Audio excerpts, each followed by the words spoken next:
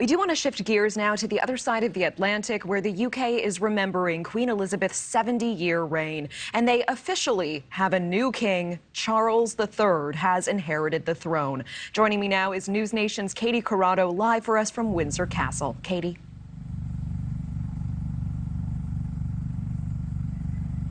Natasha, good evening. We took a walk up to Windsor Castle this evening, and it was a truly breathtaking experience, very emotional. Tens of thousands of people left out flowers around the gates. There were handwritten cards and notes. Children left drawings, some of them of the Queen's corgis, her famous dogs. A lot of people left sunflowers because those were the Queen's favorites. Every night, all of those cards and flowers are moved into the castle, which is where her final burial service will take place.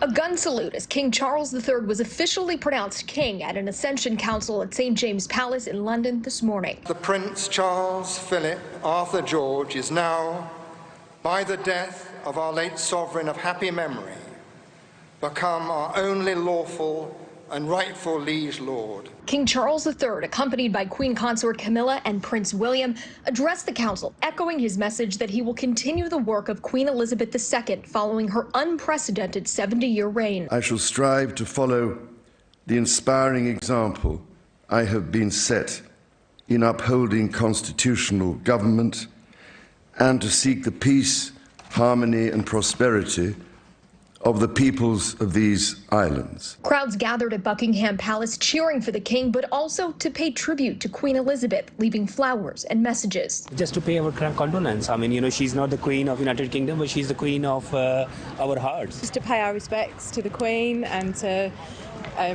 lay some flowers and really kind of just join in with the atmosphere and be with everyone who feels the same. The people gathered and remembered the Queen in Balmoral as well. It took a while to sink in, as most big news does, but it's, yeah, very somber, devastated, to be honest, is probably the only word I could use. Put some flowers down and just to pay respects and and to say thank you. Late this afternoon, members of the royal family toured the tributes dedicated to the Queen. Prince William and Kate were joined by Prince Harry and Meghan outside Windsor Castle. And tomorrow, King Charles will return to Scotland. The Queen's casket will move from Balmoral to Holyrood Palace in Edinburgh, where her staff will be able to pay their final respects.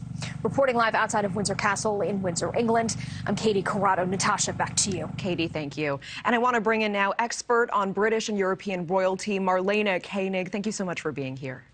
Thank you for having me. So it is no longer Prince Charles, it is King Charles III, and he's the longest serving British monarch in waiting, in that he's been an heir apparent since he was 3 years old. He is 73 now. What do you expect from him as king?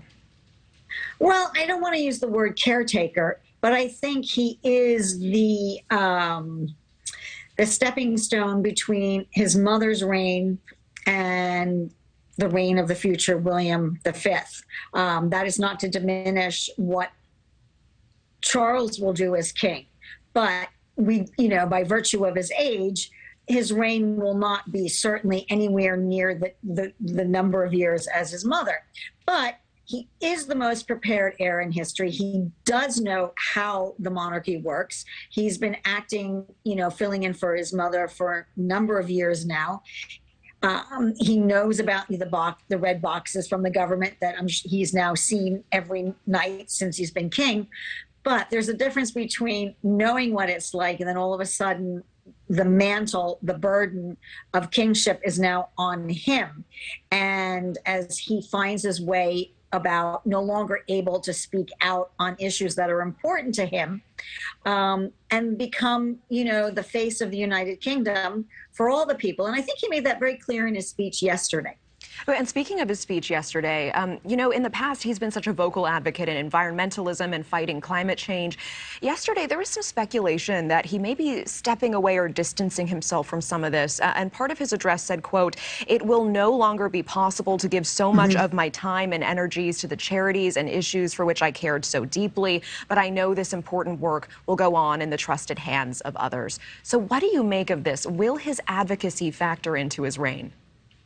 Well, I think he'll be able to advocate in much quieter ways. But a number of years ago, he was asked about this in an interview when he was asked whether he would be able to still speak out. And he was noted that he can. He says, I'm not stupid. He knows that he can't do this. But he has his elder son who is just as passionate about the environment and about climate change. So he definitely has an advocate in his air.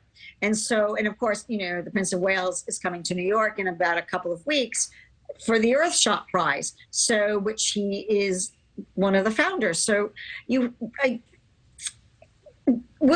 Charles's work will continue through his son, is I think the best way to put it. I hear you. What are some of the biggest challenges you think that King Charles will be facing? I think, again, learning how to navigate what's going on in the United Kingdom right now.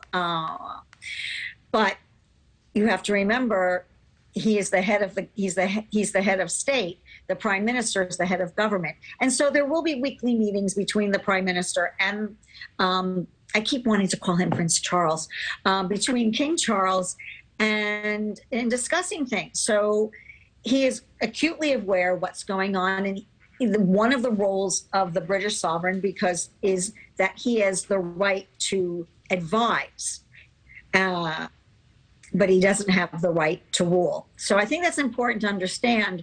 But, you know, I think he's going to be a king who is much admired, certainly not in the same way as his mom, but by virtue of, like, if you've seen the crowds and how they have reacted to him in the last 2 days, has been utterly amazing. And it's just making my heart, I'm very happy.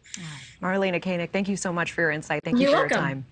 Thank you for watching. Go to newsnationnow.com to find News Nation on your television provider. And don't forget to click the red subscribe button below to get more of News Nation's fact-driven, unbiased coverage.